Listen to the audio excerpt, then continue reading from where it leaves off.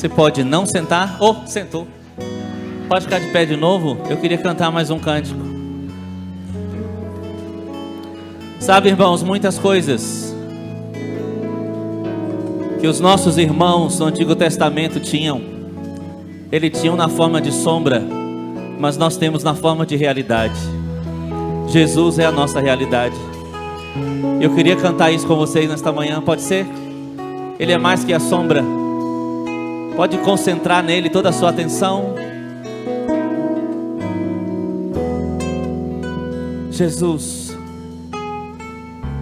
nós te exaltamos nesta manhã, Senhor. Tu és a realidade, Senhor.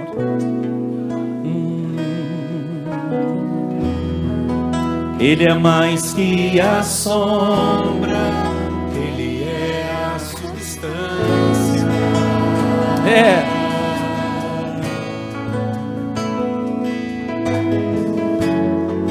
Mais que a lei e os profetas, Ele é a nossa aliança.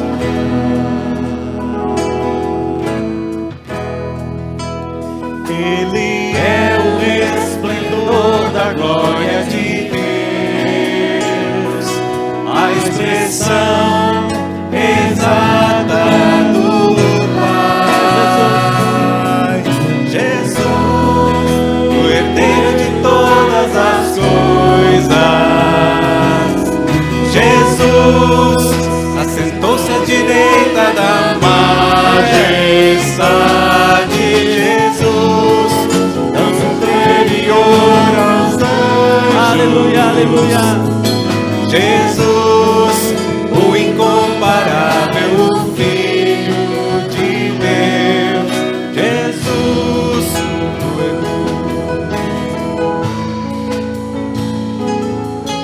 Aleluia.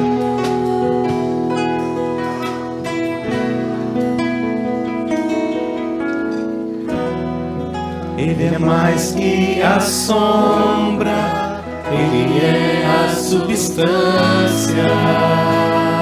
Coisa linda, Senhor. Mais que a lei e os profetas, Ele é nova aliança.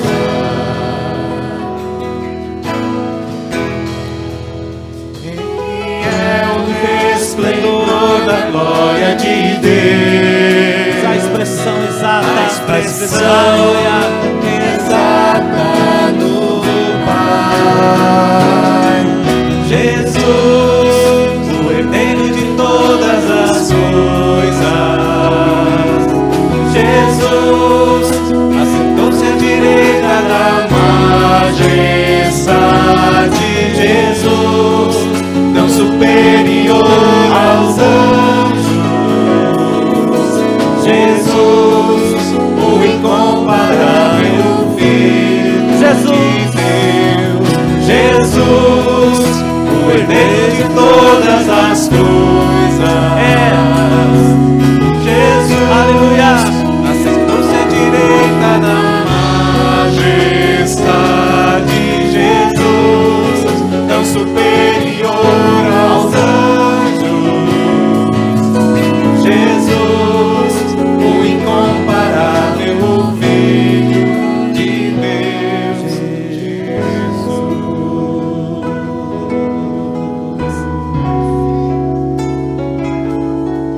Jesus. Jesus.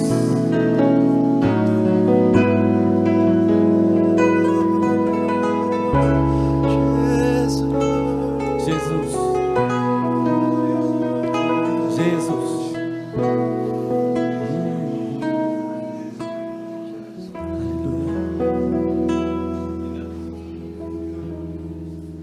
Podem sentar agora, irmãos. Aleluia.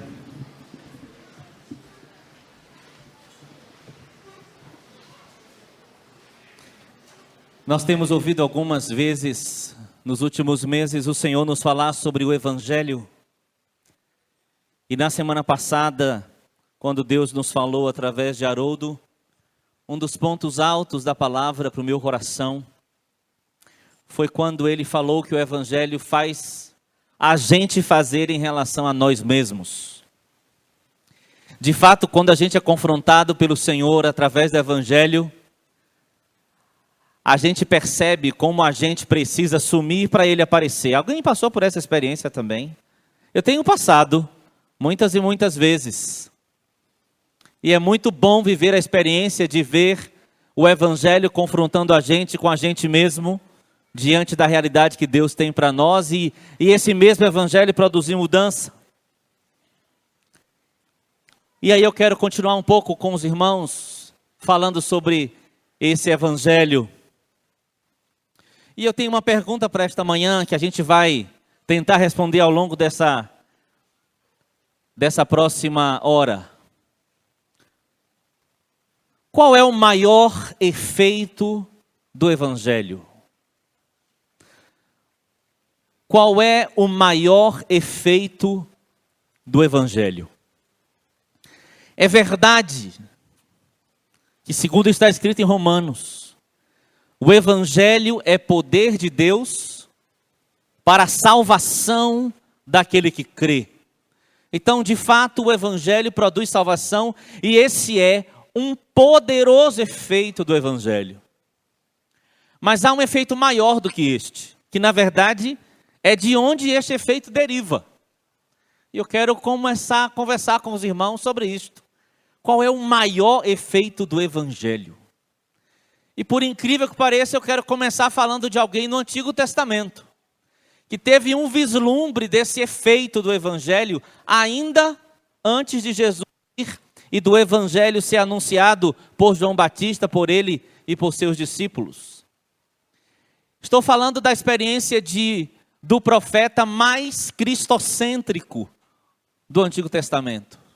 O profeta que mais falou de Jesus, mais falou dos tempos dele, mais falou das coisas relacionadas a ele. Abra sua Bíblia, por favor, em Isaías, capítulo 6.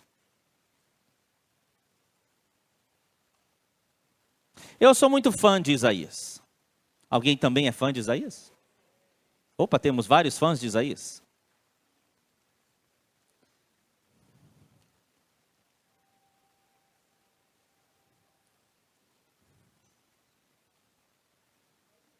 Isaías capítulo 6, a partir do verso 1. Todos acharam? Digo amém. No ano em que morreu o rei Uzias, eu vi o Senhor assentado sobre um alto e sublime trono. E as abas de suas vestes enchiam o templo. Serafins estavam por cima dele. Cada um tinha 6 asas, com 2 cobria o rosto, com 2 cobria os seus pés, e com 2 voava. E clamavam uns aos outros, dizendo: Santo, Santo, Santo é o Senhor dos exércitos. Toda a terra está cheia da sua glória. As bases do limiar se moveram à voz do que clamava, e a casa se encheu de fumaça. Então disse eu: ai de mim, estou perdido, porque sou homem de lábios impuros, habito no meio de um povo de impuros lábios, e os meus olhos viram o Rei, o Senhor dos exércitos. Então um dos serafins voou para mim, trazendo na mão uma brasa viva que tirara do altar com uma tenaz. Com a brasa tocou a minha boca e disse: eis que ela tocou os teus lábios, a tua iniquidade foi tirada e perdoado o teu pecado. Depois disso ouvi a voz do Senhor que dizia: a quem enviarei? Quem há de ir por nós? Disse eu: eis-me aqui, envia-me a mim. Isaías foi chamado para anunciar. Vou lembrar só 2 textos para vocês, que para mim são textos centrais do Antigo Testamento. Isaías 9, porque um menino nos nasceu, um filho se nos deu. Isaías 53, ele levou sobre si as nossas dores e as nossas enfermidades. Isaías profetizou o nascimento do Senhor, profetizou a morte do Senhor e o efeito da sua vinda. Então, de fato, Isaías foi chamado para pregar o Evangelho. se compreendemos que o Evangelho é a boa notícia de que o rei está chegando ou de que o rei chegou. Amém, meus irmãos? Então Isaías anuncia a chegada do rei.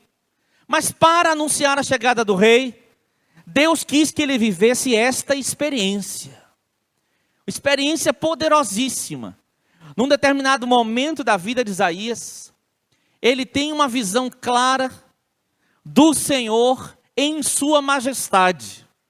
Ele viu o Senhor, o Rei dos Exércitos, como ele mesmo descreve, e ele vê o Senhor numa cena de profunda e eterna adoração.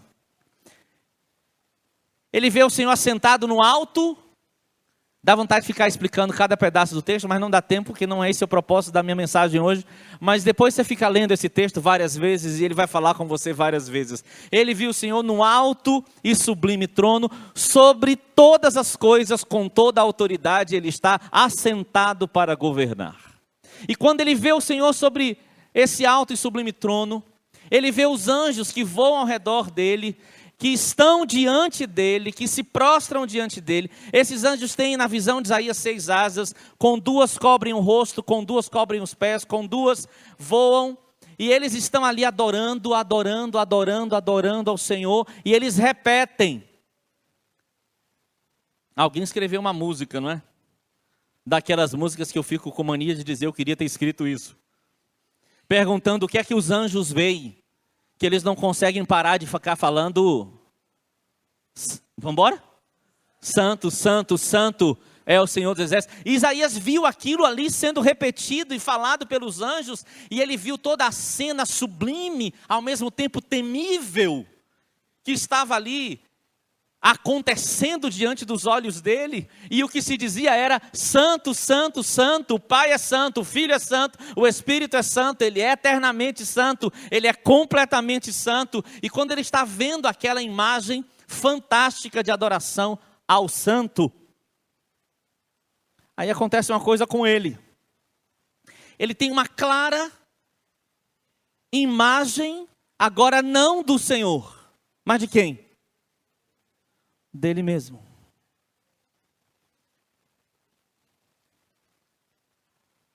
Se eu colocar um pedaço de madeira aqui, marrom, numa parede branca, você vai ver bem esse pedaço de madeira, não vai? Por causa do contraste. Mas se essa parede for toda marrom e eu colocar um pedaço de madeira marrom, você não vai enxergar muito bem, porque não tem contraste, só tem relevo. Quando Isaías se viu diante daquele contraste, o santo, santo, santo, ele viu também o impuro, impuro, impuro. É um efeito do Evangelho. É um efeito de estarmos diante da verdade, diante do santo, que a gente enxerga as coisas que estão na nossa vida. E o contraste deixa tudo muito claro. E Isaías teve uma expressão de desespero, que é o começo de um profundo arrependimento. Ele falou assim: ai. Quando a gente fala ai, irmãos? Quando que a gente fala ai? Quando o quê? Quando dói. Quando incomoda. Então Isaías viu aquela santidade toda e disse: ai de mim, minha situação me dói, minha situação está me incomodando muito nesta hora, vou morrer. Ou seja, ele tinha tanta certeza de que a impureza dele era incompatível com a santidade do Senhor, que ele disse: só tem uma consequência óbvia. Nós já chegamos nisso, irmãos queridos? Passamos por essa experiência, temos esta consciência. A consciência precisa ser permanente, de que a única coisa óbvia para a gente que diante do santo percebe nosso pecado, a única consequência óbvia no sentido natural, sem a intervenção dele, é: vou morrer.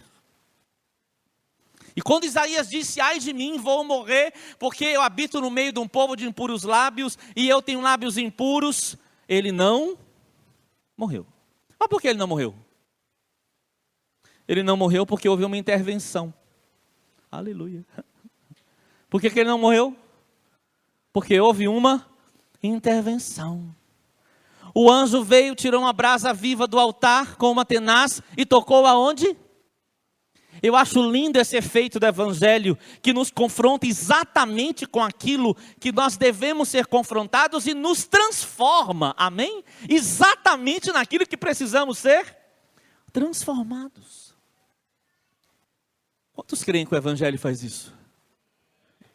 Então, quando você ouvir o evangelho, e quando você ouvir falar de Jesus, quando você ouvir falar do Senhor, e de repente você perceber algo em si mesmo, não se apavore. Não muito, um pouco pode, porque Isaías se apavorou e foi muito bom para ele. Mas não se apavore muito, porque isso é um efeito transformador do evangelho. Diante dele, o contraste fica evidente. E aí tem uma intervenção de Deus para nos transformar. E o anjo veio e tocou exatamente nos lábios de Isaías. E falou algo para ele que eu gostaria muito que a gente ouvisse Deus dizendo para nós nesta manhã.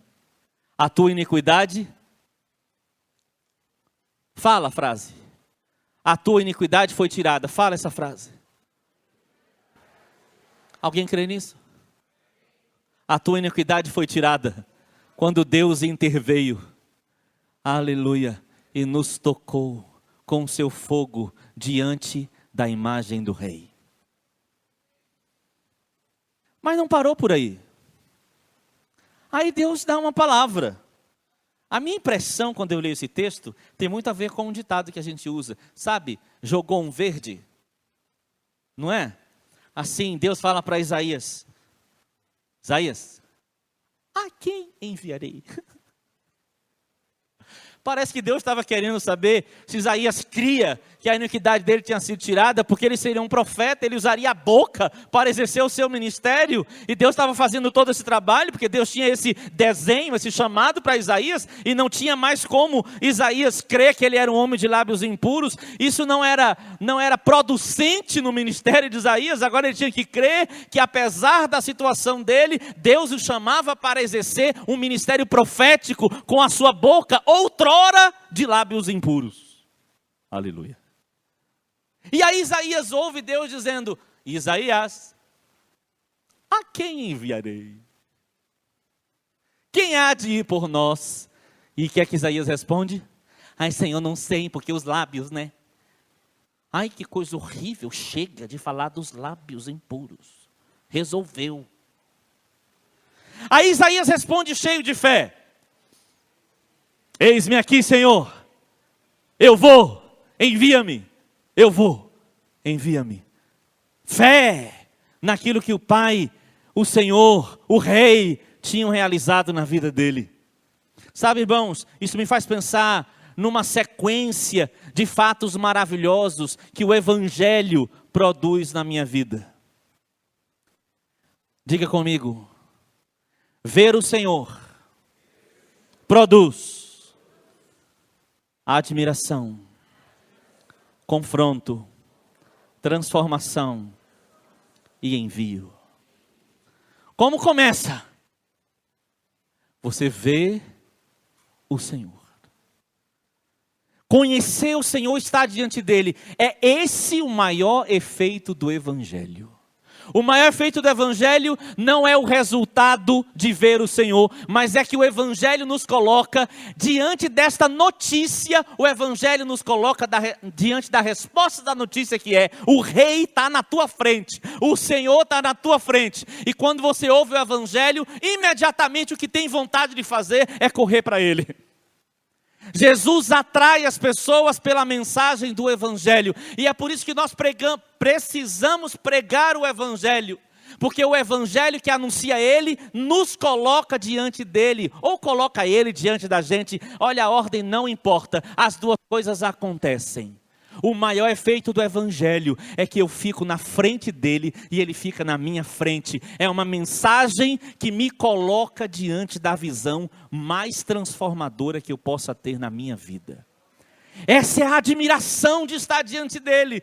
E isso tem muito a ver com, sim, tem a ver com eu não mereço, mas ele está na minha frente. Eu não sou ninguém, mas ele é tudo. E ele está na minha frente. Eu não quero deixar de vê-lo, porque é a visão mais gostosa, fantástica, deliciosa, que eu tive em toda a minha vida. E eu quero estar diante dele. E aí eu fico diante dele. E eu não vou embora, porque eu quero estar diante dele. Porque ele disse, quando eu for levantado da terra, atrairei todos a mim mesmo. Lá estava Isaías. O chamado para anunciar o rei colocou ele diante do rei. Que efeito poderoso.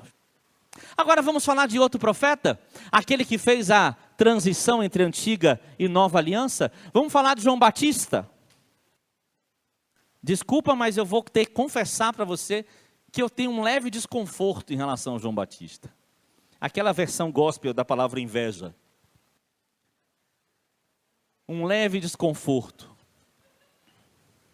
E eu vou lhe contar por quê. Mas antes, João 1, 29 a 37, não precisa abrir, só escute, diz: no dia seguinte João viu a Jesus que vinha para ele e disse: eis o Cordeiro de Deus que tira o pecado do mundo. Esse é aquele de quem eu disse, depois de mim vem o varão que passou adiante de mim, porque antes de mim ele já existia. Eu não o conhecia, mas para que ele fosse manifestado a Israel, é que vim batizando com água. E João deu testemunho dizendo: vi o Espírito descer do céu como pomba e repousar sobre ele. Eu não o conhecia, ele repete, mas o que me enviou a batizar em água me disse: aquele sobre quem vires descer o Espírito e sobre ele permanecer, esse é o que batiza no Espírito Santo.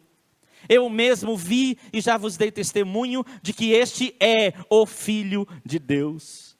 No dia seguinte, João estava outra vez ali, com 2 dos seus discípulos, e olhando para Jesus que passava, disse: eis o Cordeiro de Deus. Aqueles 2 discípulos ouviram-no dizer isto e seguiram a Jesus. Que fez João Batista? Foi o primeiro a pregar o Evangelho, como vemos diretamente pregado na Escritura. E João Batista pregava o Evangelho dizendo: arrependei-vos porque é chegado o reino de Deus. E ele batizava com água para arrependimento, e ele confrontava as pessoas com a situação delas, e ele confrontava as pessoas com o pecado delas e anunciava: porque o rei está chegando. Mas deixa eu te mostrar uma coisa. Qual foi a coisa mais fantástica que aconteceu no ministério de João Batista? Será que foi todos os batismos que ele fez? Todas as vezes que ele anunciou: arrependei-vos? Todas as vezes que ele viu alguém dizer: eu sou pecador mesmo, João, me batiza, porque eu preciso mudar de vida? Para mim, irmãos queridos, o que fica claro é que João Batista não recebeu simplesmente o ministério de pregar uma mensagem, mas ele recebeu o ministério de deixar as pessoas na frente dele e de colocar ele na frente das pessoas que estavam pela mensagem preparadas para vê-lo. E aí ele vê Jesus, apesar de serem parentes, aí ele recebe uma revelação em um determinado momento, ele vê o Espírito Santo descer sobre Jesus, ele vê toda a cena que o pai tinha falado para ele. Quando ele vê a cena, ele diz: uau! Desculpa, uau sou eu, tá? Ele diz: é ele! E aí eu vou lhe dizer a cena que eu tenho um leve desconforto. É quando Jesus vem para ser batizado por João Batista. E aí João Batista olha para ele e fala assim: Senhor, eu que tenho que ser batizado por ti, tu vens a mim. Aí João Batista batiza Jesus. Aí desculpa a minha viagem, mas eu imagino, porque quando eu batizo pessoas eu gosto de fazer isso. Eu imagino João Batista tendo a oportunidade de pegar na cabeça de Jesus e mexendo no cabelo dele. Você já pensou se João colocou a mão na cabeça da cabeça?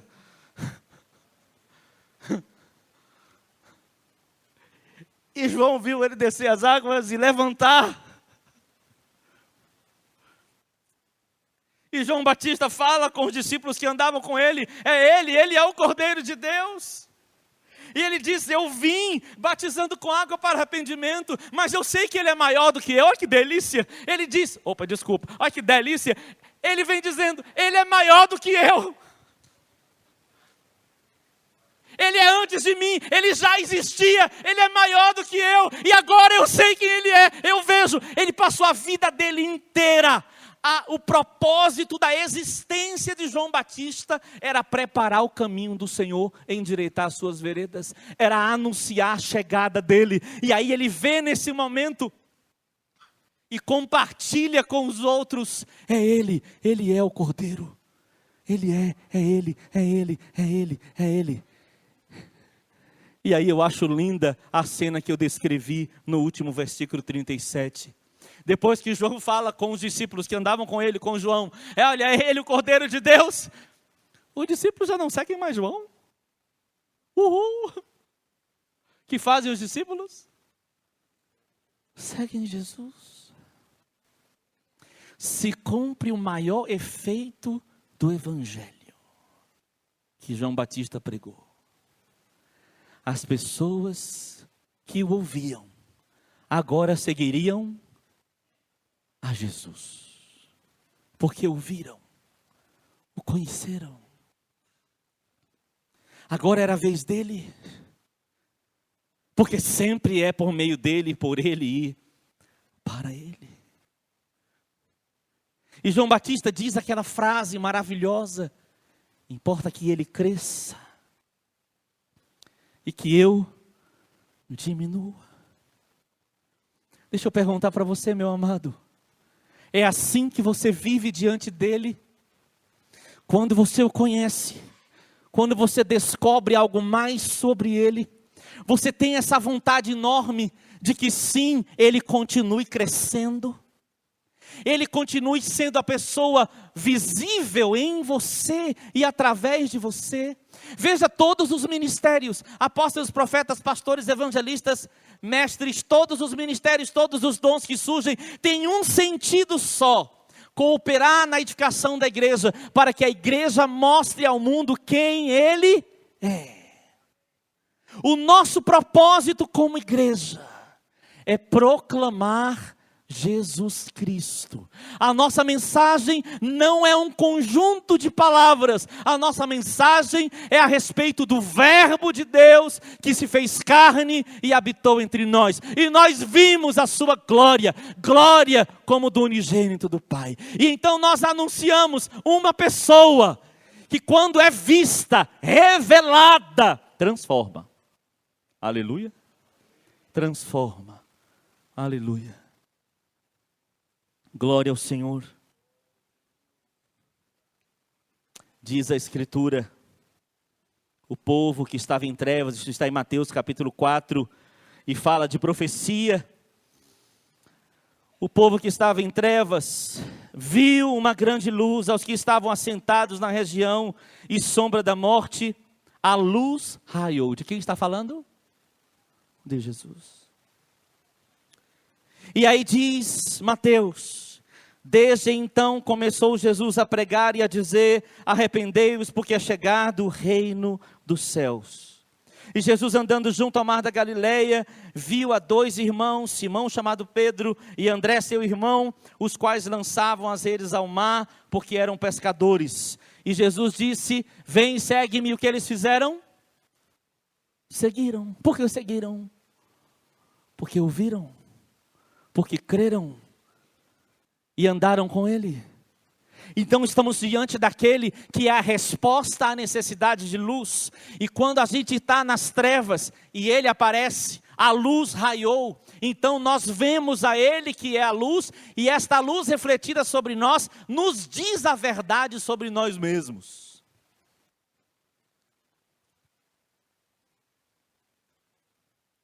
Irmãos queridos, eu me lembro ao longo da minha trajetória de alguns anos de convertido, quando eu comecei a entender esta verdade que estou falando para os irmãos hoje. Eu era uma adolescente, de mais ou menos 13, 14 anos. E eu tinha ouvido já muitas mensagens, mas um dia o Senhor me encontrou e disse que Ele iria se apresentar para mim.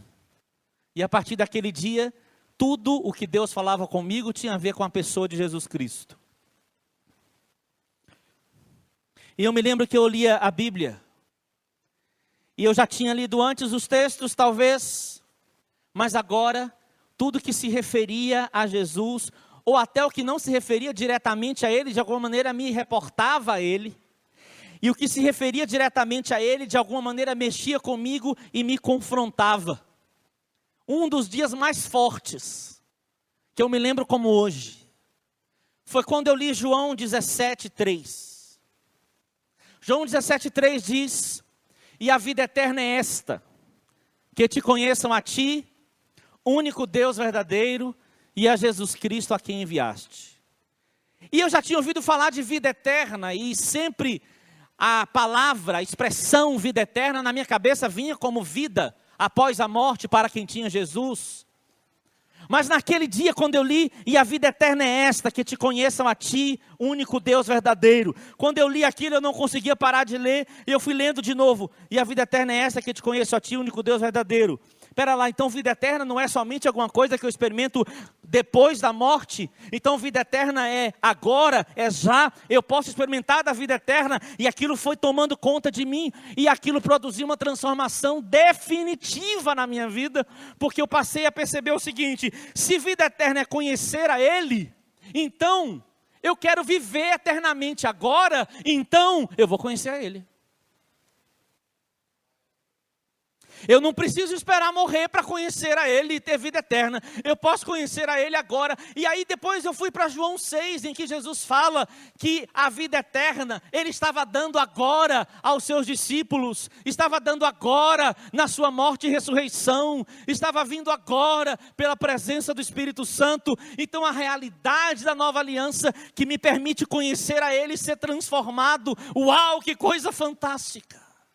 Então, a vida mundana que eu estava vivendo e que de alguma maneira me atraiu como um adolescente comum, agora perdeu o sentido, perdeu a força, porque eu tinha entendido que a vida eterna era fazer uma coisa que eu podia gastar todos os meus dias fazendo: conhecer Jesus. E ali eu tomei uma decisão, que foi a decisão de dedicar toda a minha vida para conhecer Jesus. Deixa eu te perguntar, querido, o quanto você ainda acha valioso e suficiente dedicar os seus dias a conhecer Jesus? O quanto esse realmente é um projeto que você tem? Irmãos queridos, o maior efeito do Evangelho é exatamente o que aconteceu com Isaías, João Batista e com as pessoas que ouviram Jesus: ficar diante dele. Se esse é o maior efeito do Evangelho, não deixa que esse efeito passe.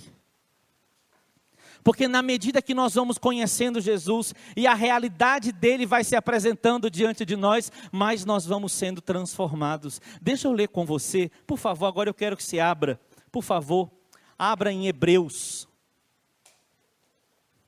Hebreus capítulo 7.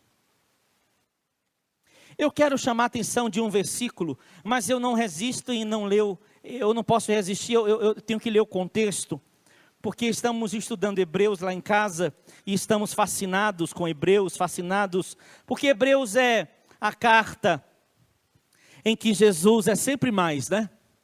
Aliás, eu quero animar você a estudar Hebreus. Se quiser ouvir um pouco mais de Hebreus, sábado que vem, na reunião de jovens, nós vamos ouvir sobre Hebreus. Não é?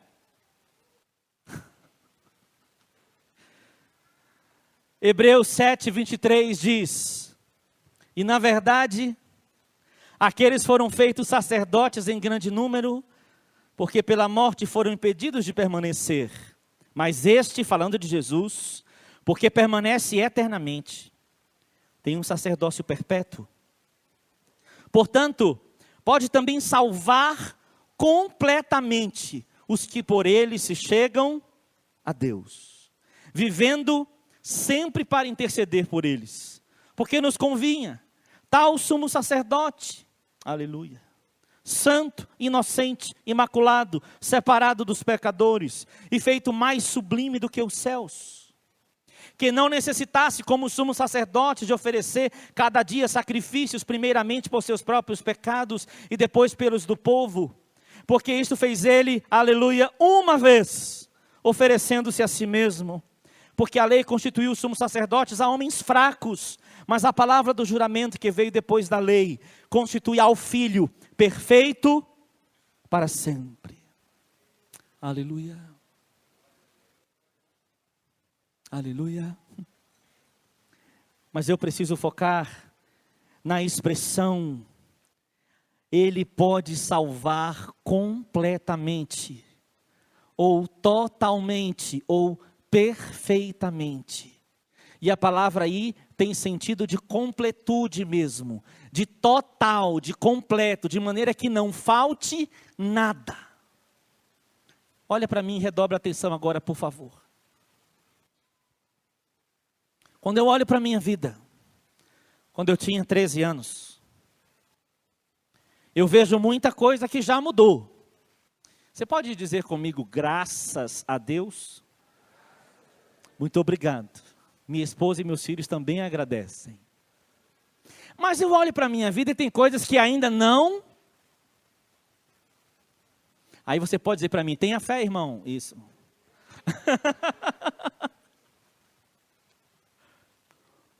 E aí, lendo esse texto, me saltou aos olhos essa expressão.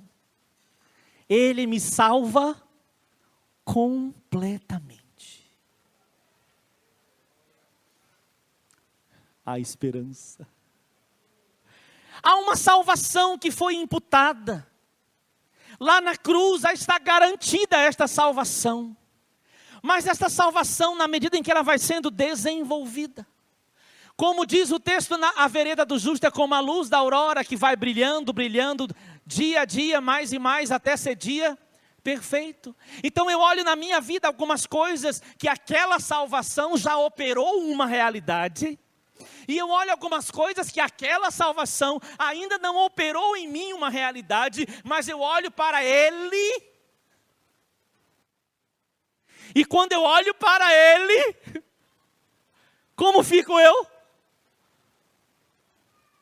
Esperando a próxima intervenção. E aí eu olho para Ele, e eu percebo que ainda tem algo em mim, mas quando tem algo em mim, não é simplesmente algo em mim que Ele me faz ver. Mas quando Ele percebe algo em mim que ainda precisa ser salvo, o que Ele faz? Ele se apresenta para mim. E Ele abre os meus olhos para que eu possa vê-lo. E quando eu vejo Ele, aquilo em mim é confrontado por meio do contraste. E eu vejo aquilo nele, e eu fico desejando aquilo nele, e aquilo em mim que me dá nojo, que eu não quero mais, aquela coisa que eu não quero fazer, mas faço, me encontro nessa condição, em adoração diante dele, a imagem dele, o Espírito Santo pega e produz uma transformação transcendente, e isso me dá esperança. De maneira que, quando eu vejo a verdade nele, minha mentira é e foi retirada de mim. Os irmãos estão entendendo? E aí eu vejo a santidade dele e a minha impureza foi e é retirada de mim. E aí eu vejo o amor dele e o meu egoísmo foi e é retirado de mim.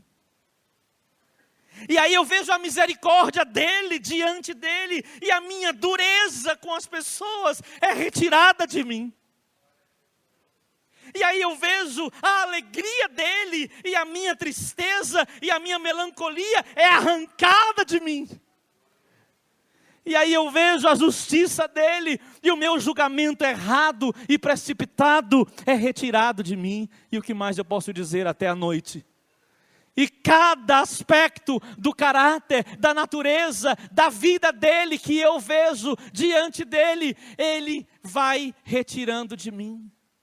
Abra sua Bíblia, não precisa abrir não, você conhece o texto. 2 Coríntios 3,18 diz: todos nós, com o rosto descoberto, contemplando como por espelho a glória do Senhor, somos transformados de glória em glória na imagem dele através do Espírito. Semana passada Haroldo falou como a gente tem mania de se olhar no espelho. E essa manhã eu estou te propondo outro espelho. Eu estou te propondo você procurar se ver, não diante do espelho onde tua face aparece, mas diante do espelho onde a face dele aparece.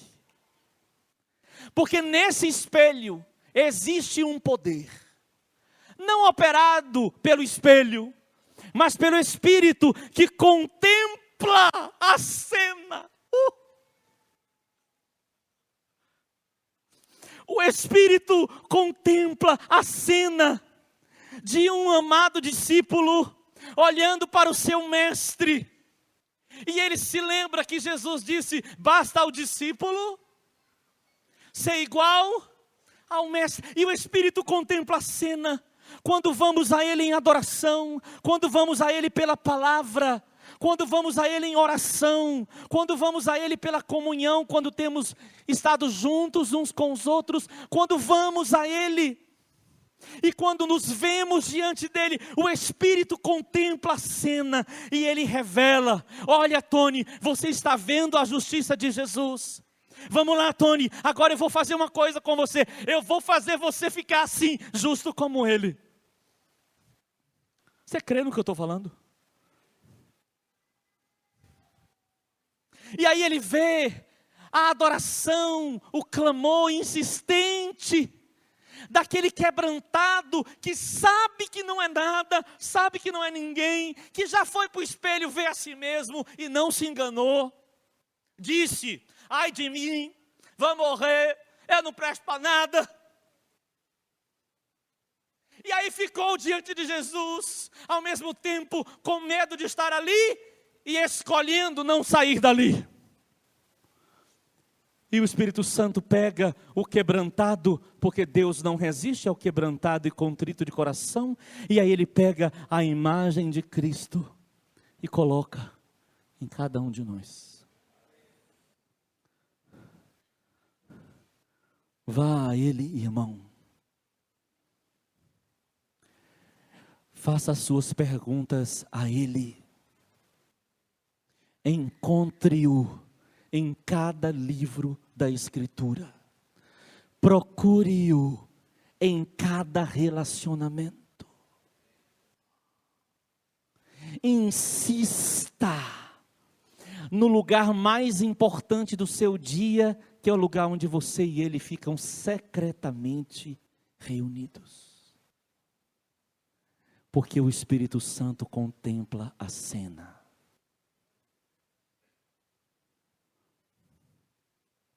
É verdade que vivemos dias em que se ver no espelho se tornou algo muito comum. E não se ver no espelho para dizer ai de mim, mas se ver no espelho para se dizer assim: como eu sou bonito, como eu sou belo. Em selfie, eu mesmo. E aí eu tiro selfies. E eu publico selfies. Eu não publico porque eu não tenho nenhuma dessas redes. Graças a Deus. Ainda que tem gente na minha família que publica.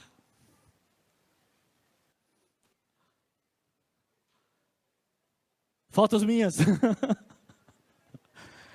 E tem gente que comenta ainda: ai Jesus. Nós vivemos uma época em que as pessoas estão buscando respostas sobre elas, nelas mesmas. Esse espelho não te responde a verdade. o espelho onde você se vê não te diz a verdade. Mas o espelho onde você vê Jesus te diz a verdade. Ele tanto te mostra a verdade sobre você no pecado, como Ele te mostra a verdade sobre você sem pecado, em Cristo. Aquela pessoa que Deus planejou antes da fundação do mundo, aquela original. Ele te mostra quem você se torna quando você fica diante de Cristo. Vamos mudar de espelho. Vamos parar de querer olhar para a gente se ver a nós mesmos. Vamos parar de dar muito valor à nossa própria imagem, à nossa própria história, à nossa própria cabeça, ao nosso próprio coração. Vamos olhar, isso quer dizer, vamos buscar uma vida em que eu conheço algo de Jesus e eu insisto em crer. É assim que Ele me faz ser. E é assim que eu quero ser, e é assim que eu vou ser, não confiado em mim mesmo, mas é porque eu creio no que está contemplando a cena. Quem é que está contemplando a cena? O Espírito Santo. Ele vai transformando a minha imagem, colocando em mim a imagem dele. Eu proponho nesta manhã algo prático, vamos mudar de espelho. Às vezes, tem umas pessoas soberbas, que gostam demais de se admirar. Mas tem outras pessoas que ficam no espelho com outra condição, gostando demais de se lamentar. Olha como eu sou, olha. Você já pensou, se eu fosse lamentar meu nariz? Meu Deus do céu, não tem jeito o meu nariz. Deixa eu só te contar uma coisa. A gente vai se ver na glória. E eu vou ter um corpo glorificado e um nariz perfeito. Te encontro lá. Mas a questão não é o nariz, entende? A questão é a pessoa que eu sou. E a pessoa que Ele quer que eu seja. E o alvo dele para mim é melhor do que meu estado. Então não é para ficar diante dele também lamentando o tempo inteiro. Porque em algum momento Ele vai chegar para você e vai dizer: Tony, a quem enviarei? E você não vai poder dizer: ah, Senhor, eu ainda tenho tanta coisa para ser transformada, não é? Jeremias, Senhor, você sabe, eu só sou uma criança. Cala a boca! Dá uma de Haroldo aqui. Fica quieto. Para de falar, cala a boca. Para de falar, não sou criança. Porque aonde eu te mandar, você vai. E o que eu te mandar falar, você vai falar.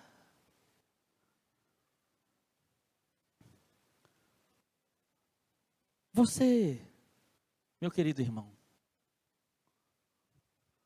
viveu muito tempo diante de você mesmo. E você se entristeceu muitas vezes com o que viu.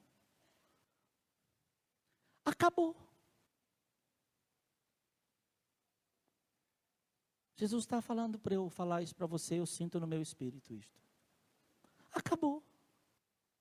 Agora você vai ficar diante dele e ver você mesmo vai ser uma fração de segundo. Aí ele mostra para você a alegria dele. E você diz: mas eu sou tão triste. Aí ele fala: mas eu te faço alegre. E você crê que ele pode fazer você o homem mais sorridente desta congregação? Nossa, ele está sorrindo tão lindo. E aí ele passa a sorrir, mas não é só sorrir com os dentes e com a boca, mas é porque tem uma alegria lá dentro, uma satisfação, porque quem ele viu se tornou mais importante do que ele mesmo. E a visão de Cristo substituiu muito bem aquela perseguição da minha face antiga. Aleluia. Aleluia! Então vamos olhar para Ele, vamos insistir em conhecê-lo. Porque quanto mais o conhecemos, vamos de glória em glória. Agora abra em Cantares. Oh Jesus, que bom que você está aqui. Que bom que você está aqui, Senhor. E nós estamos diante da Tua presença. E nós estamos diante da Tua face. Aleluia. Cantares capítulo 5.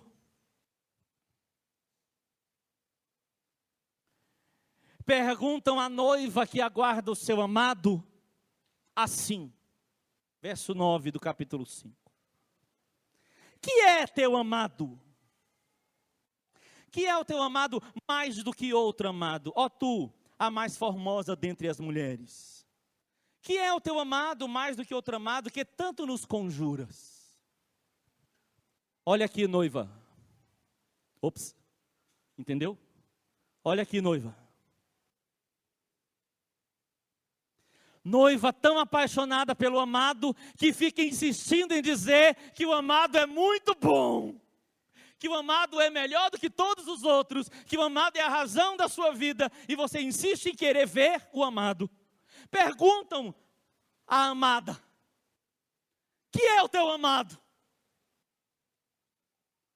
E ela dá uma descrição linda do amado. Mas eu quero ler só o 16.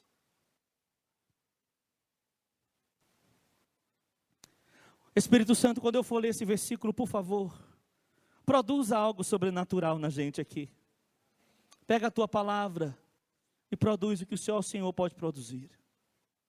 Diz o verso 16: sabe o que é o meu amado? O seu falar é muitíssimo doce.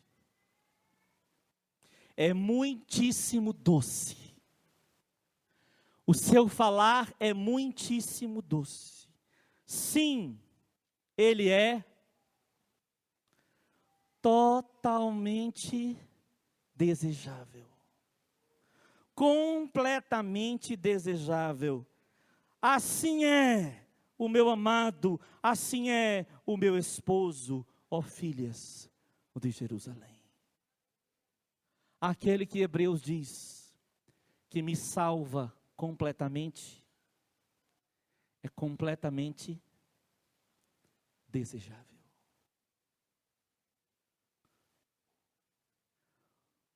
O seu amado, tudo nele é desejável. Se você se aproximar dele, jamais você encontrará algo que não seja desejável. Você pode viver 100 anos, e se em 100 anos, cada dia, você quiser saber algo sobre ele, algo novo sobre ele, você saberá.